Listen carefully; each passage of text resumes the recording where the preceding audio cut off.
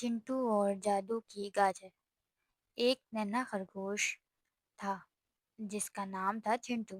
چنٹو کو گاجر کھانا بہت پسند تھا، لیکن وہ تھوڑا لیزی تھا۔ وہ چاہتا تھا کہ اسے محنت نہ کرنی پڑے اور ڈھیر ساری گاجریں مل جائیں۔ ایک دن چنٹو کو جنگل میں ایک سنہری گاجر ملی۔ جیسے ہی اس نے اس کو پکڑا، گاجر سے ایک ہلکی سی آواز آئی، چنٹو، اگر تم مجھے زمین میں بو دو گے اور روز پانی دو گے تو میں تمہیں ایک ایسا تحفہ دوں گی تم نے کبھی نہیں دیکھا ہوگا۔ چنٹو کی محنت۔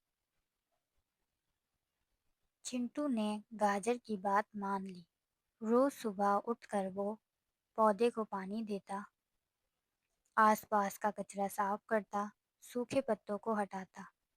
پہلے تو چنٹو کو بہت غصہ آتا تھا کہ اس نے گاجر کھائی کیوں نہیں، لیکن دھیرے دھیرے اسے پودے کا خیال رکھنے میں مزہ آنے لگا۔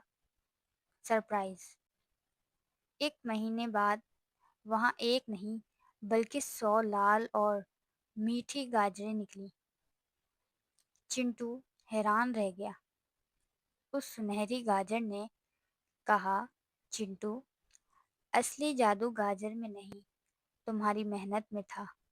جب تم نے صبر کیا اور کام کیا تو تمہیں ایک کے بدلے 100 گاجریں ملی۔ کہانی کا سبق: محنت کا پھل ہمیشہ میٹھا ہوتا ہے۔